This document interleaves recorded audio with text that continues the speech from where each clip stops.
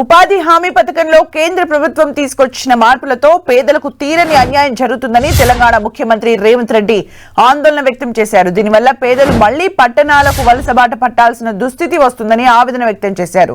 నిరుపేద గ్రామీణులకు ఉపాధి కల్పించాలన్న సదుద్దేశంతో యూపీఏ ప్రభుత్వం తెచ్చిన మహాత్మా గాంధీ జాతీయ గ్రామీణ ఉపాధి హామీ పథకాన్ని యథావిధిగా కొనసాగించాలని ఆయన కేంద్ర ప్రభుత్వాన్ని డిమాండ్ చేశారు. కొత్తగా తీసుకొచ్చిన Viksit Bharat guarantee for Rozgar and Ajeevika mission గ్రామీణను ఉపసంహరించుకోవాలన్నారు. ఈ మేరకు ప్రవేశపెట్టిన తీర్మానాన్ని తెలంగాణ శాసనసభ ఆమోదించింది. జాతీయ ఉపాధి హామీలో గాంధీ పేరు తొలగించడంతో పాటు పలు మార్పులు చేస్తూ కేంద్రం తెచ్చిన కొత్త చట్టాన్ని తిరస్కరించాలని పంచాయతీరాజ్ శాఖ మంత్రి సీతక్క శాసనసభలో ప్రవేశపెట్టిన తీర్మానంపై చర్చ జరిగింది. ఉపాధి హామీ చట్టంపై అందులోని సాధక బాధకాలపై సభలో చర్చించారు. కొత్త చట్టానికి తెలంగాణ రాష్ట్రం వ్యతిరేకంగా ఉందన్న సమాచారాన్ని కేంద్రానికి అందించాలన్న ఉద్దేశంతో ఈ తీర్మానం ప్రవేశపెడుతున్నట్టు సీఎం రేవంత్ రెడ్డి తెలిపారు.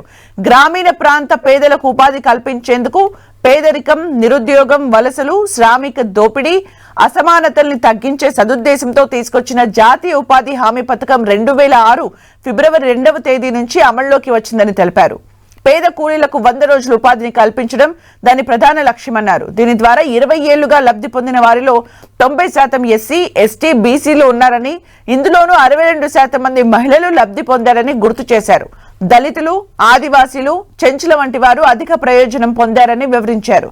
అనంతరం సభలో ప్రవేశపెట్టిన తీర్మానాన్ని ఆయన చదివి వినిపించారు.